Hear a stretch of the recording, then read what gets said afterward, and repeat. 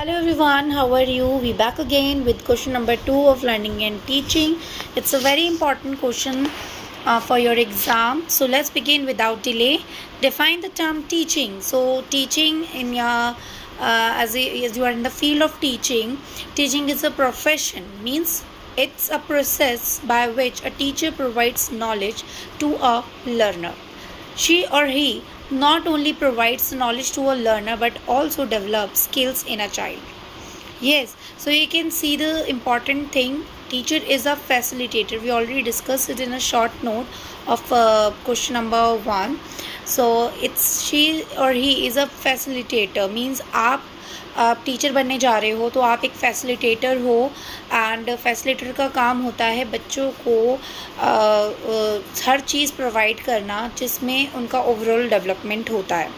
So teaching जो profession है, एक जो प्रोसेस जो है, it's not only giving the theoretical knowledge but practically भी बच्चों को सिखा रहा है. ठीक है, क्योंकि हमें ओवरऑल डेवलपमेंट पे वर्क करना है.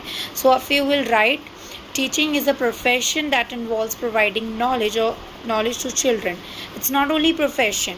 अब ये प्रोफेशन नहीं है तो ये पॉइंट दिमाग में रखो. इट्स नॉट ओनली प्रोफेशन बल्कि बच्चों के लिए सब कुछ है, क्योंकि आफ्टर द पेरेंट जो मोस्ट ऑफ द टाइम जो बच्चा है मोस्टली ही और she spend time with his her teacher.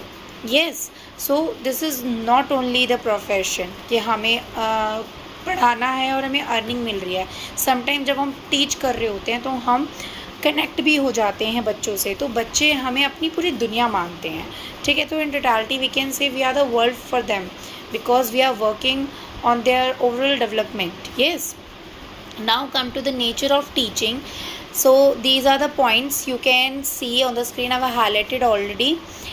Teaching is a social process. Yes, it's a social process. Why it is social process? Because एक teacher ही होती है जो बच्चे को मतलब first of all teacher is a part of the society and जो बच्चा है वो टीचर के ज़रिए, जैसे पेरेंट्स के ज़रिए पूरी दुनिया देख रहा है, वैसे ही जो टीचर के ज़रिए वो पूरी दुनिया देख रहा है. तो यहाँ पर जो बच्चा है आफ्टर द पेरेंट्स वो टीचर से कनेक्ट हो रहा है.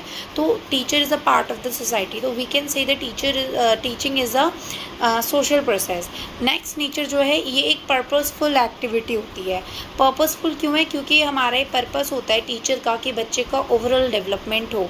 ठीक है, एक बच्चे को जो है वो प्रॉपर एजुकेशन मिले और कुछ ऑब्जेक्टिव्स के साथ हम चलते हैं. जैसे फॉर एग्जांपल अगर हमें नाउन का टॉपिक अगर हमें बच्चे को पढ़ाना है तो हमारे पास कुछ ऑब्जेक्टिव्स होते हैं कि हमें क्यों नाउन पढ़ाना है.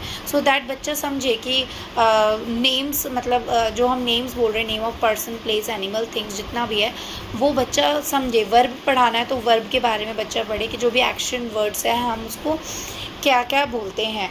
ठीक है, सो पर्पसफुल है टीचिंग. यदि हम आप दिमाग में रखना है ये, और एग्जाम्पल एज एग्जाम्पल तुम लिख सकते हो. ठीक है, the next point is a teaching is a dynamic process. तो टीचिंग का जो नेक्स्ट जो आपका नेचर है it's very dynamic. Why it's dynamic? Because जो टीचर है वो अकॉर्डिंग टू द नीड्स, ठीक है, बदल जाता है. ठीक है, जो बच्चे की इंडिविजुअल नीड है, सपोज बच्चा एक स्पेशल चाइल्ड है तो बच्चे के अकॉर्डिंगली टीचर जो है वो वर्क करती है, उनको टास्क देती है, एवेलुएट करती है, डायग्नोस करती है. So it's a dynamic process. Yes, तो according to the needs and interest जो है एबिलिटी बच्चे की, उस अकॉर्डिंगली टीचर जो है वो डील करती है. It's a dynamic process. Next teaching है interactive process. Of course interactive है बिकॉज एक इंटरेक्शन हो रहा है टू सोल्स का, टीचर का और एक लर्नर का. So it's an interactive process. So you can right effective teaching requires active participation. तो यानी कि जब अगर मैं आपको पढ़ा रही हूँ और आप एक्टिव नहीं हो, आप मुझे नहीं सुन रहे हो, जस्ट आपने वीडियो ऑन कर रखी है, यानी ना paying attention to me towards me, then यहाँ पर आप नहीं पढ़ रहे हो. ठीक है, तो वो एजुकेशन नहीं हो रही है. तो टीचिंग एक इंटरेक्टिव प्रोसेस है जहाँ पर दोनों बॉडीज़ जो हैं यानी कि दोनों सोल्स जो हैं they are in a active participation. या yes, next point is teaching is a continuous process. Teaching एक कंटिन्यूस प्रोसेस है. जो टीचर होता है, जो गुरु होता है, हम हमेशा से पढ़ते आ रहे हैं कि जो हमारा एक गुरु होता है वो हमेशा हमारी ज़िंदगी बना देता है. ठीक है, तो हमें वो ज़िंदगी भर एक जो ज्ञान देता है वो हमारी ज़िंदगी भर एक काम आता है. ठीक है, तो लर्निंग एक जो है वो पूरे टाइम लाइफ टाइम चलती है. तो टीचिंग जो है वो हमें एक पर्सन टीच नहीं कर रहा है. ऑफकोर्स हमारा एक जो दुनिया है हम कई लोगों से मिलते हैं, स्ट्रेंजर से मिलते हैं, तो हम उनसे भी कुछ ना कुछ लर्न कर रहे हैं. तो that's why teaching is a continuous process. ठीक है. Teaching is both an art and a science.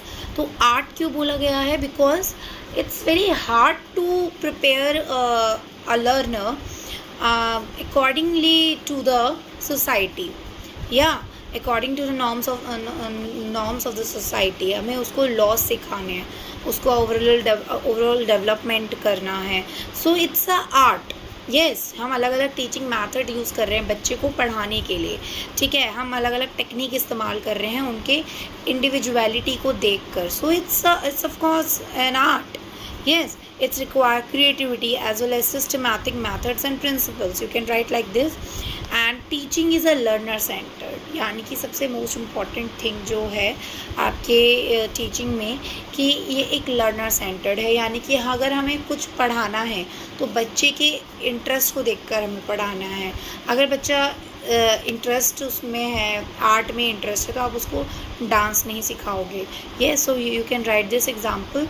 Teaching is a developmental process. Teaching जो है वो एक डेवलपमेंटल प्रोसेस है. अभी हमने बात करी थी कि वो बच्चों के सिर्फ और सिर्फ ज्ञान की बढ़ोतरी नहीं कर रहे हैं.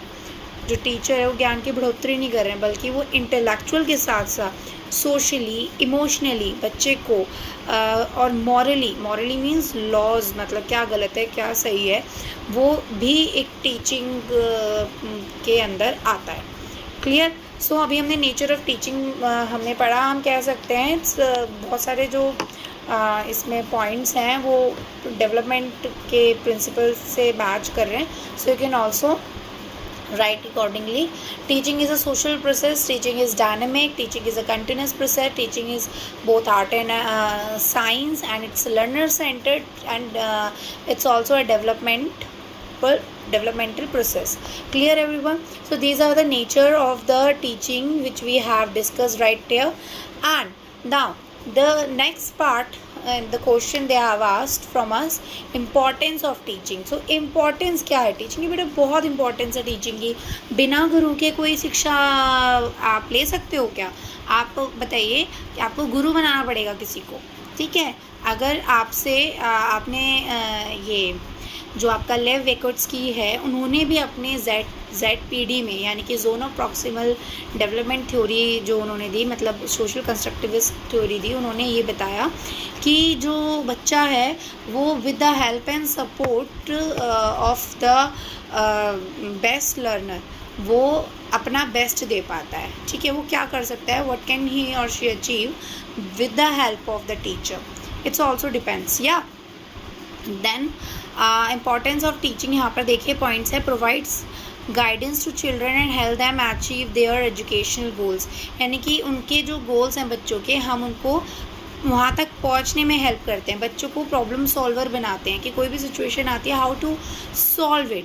ठीक है. हम उनकी अंडरस्टैंडिंग को बढ़ा रहे हैं, उनकी लॉजिकल थिंकिंग को बढ़ा रहे हैं, उनके अंदर स्किल्स दे रहे हैं, उनका बिहेवियर चेंज कर रहे हैं, गुड बिहेवियर लेकर आ रहे हैं. ठीक है.